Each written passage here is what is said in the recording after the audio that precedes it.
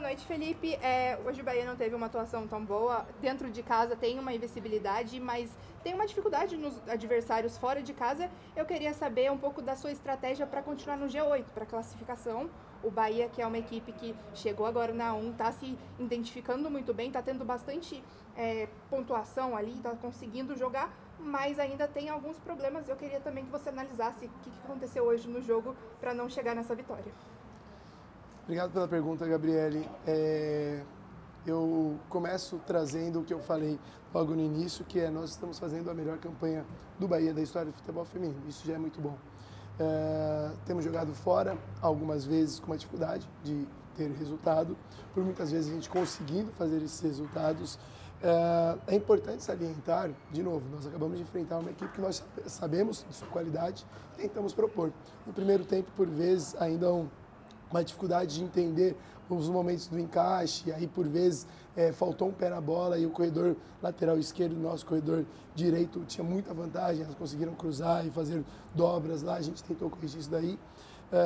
Quando no segundo tempo a gente consegue fazer uma melhora até relativamente significativa, conseguimos algumas ações ofensivas até que boa, fizemos o nosso gol. Vale salientar de novo, o Bahia é um time que veio da Série 2, nas vezes anteriores chegava na Série A1 e tinha um descenso novamente, então a gente tem tentado conquistar isso. 50% do nosso elenco aproximadamente é remanescente, nós vemos atletas remanescentes e atuando muito bem, como por exemplo hoje a Danúzia fez uma partida muito boa, outrora Caiusca, em alguns outros momentos, eu estou falando das atletas que eram remanescentes, como Suelen, própria Iane tem feito, Ayla, o último jogo fez muito bem, e trouxemos algumas atletas com experiência, outras pouco menos, então nós estamos construindo, é muito importante ter essa clareza, estamos ainda no G8 e a ideia é permanecer, então a estratégia é sempre a mesma, de propor o jogo, de tentar anular o adversário, a gente não muda, era algo que já era calculado aqui, viemos para fazer isso, agora vamos entender o que teve de erro, em quais os encaixes, porquê dos comportamentos e para a gente corrigir já ir para a próxima partida com a página virada. Você falou da Caiusca também, eu queria entender por que ela não entrou na partida de hoje, qual foi a estratégia, se existiu ali uma dificuldade dela na semana? Não, nenhuma, assim, nós temos um elenco e sempre foi a força do nosso elenco, você vê hoje, por exemplo, a Vilma, muito bem, fez uma partida, aliás, já tinha feito uma última partida boa, essa partida muito bem, a gente tem rodado, infelizmente, a competição ela nos exige rodar esse elenco. É importante saber que nós temos um elenco quantitativo reduzido comparado a outros clubes, como por exemplo o próprio Corinthians, que além disso consegue contar com atletas da base, isso dá para dar descanso até na parte de treinabilidade.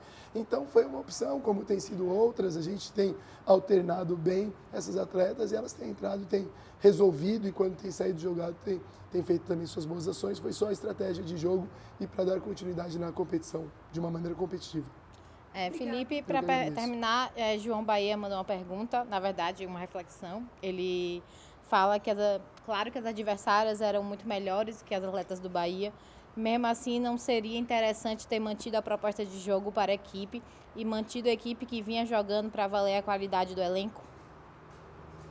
Obrigado pela sua reflexão, João Bahia. Eu acho que a reflexão tem que ser ainda um pouco mais profunda do que tu está trazendo. Muito melhores, eu deixo isso para a tua conta, eu acho que eu respeito o adversário, eu acho que tem seu crédito, mas nós temos atletas de qualidade que estão buscando o seu espaço, sua progressão, então eu vejo essa progressão e a proposta foi mantida, não sei o que você não viu de similaridade. Nós temos um time que ele tem características para jogar com linha de 3, tem características para jogar com uma linha de 4, nós trouxemos uma estratégia para anular justamente as bolas cruzadas. Infelizmente, erramos em alguns encaixes, uns pés na bolas. Isso acontece, mas eu divirjo de você sobre o aspecto estratégico. A gente tem mantido e a gente tem trabalhado o elenco justamente para isso. Em um placato elástico, assim, a arbitragem, enfim, acaba ficando em segundo plano e o que é uma coisa positiva, né? A gente veio de uma sequência de jogos que a arbitragem acabou protagonizando lances, então eu queria que você falasse um pouco sobre isso. Tenho sido um crítico ferrenho da arbitragem brasileira e, sobretudo, a arbitragem do futebol feminino. E aí, quando tem a Cássia França fazendo uma boa atuação junto com todo o quarteto de arbitragem, um grau de profissionalismo em sua abordagem. E assim, os erros acontecem. Houve um lá, a bola saiu e pegou numa atleta, depois ela falou, foi falta, falei, bom, tudo bem. Isso é natural. É importante que isso aconteça. Recentemente, agora, Flamengo e Ferroviária, houve erro gritante que está prejudicando. Então, precisamos fomentar e alimentar uma arbitragem melhor como essa de hoje. Acho que dão de parabéns. Acho que a CBF precisa potencializar profissionais como esse para cada vez mais isso interfira menos no jogo e que nós tenhamos o resultado simplesmente pelo que o jogo apresenta e não por uma influência externa.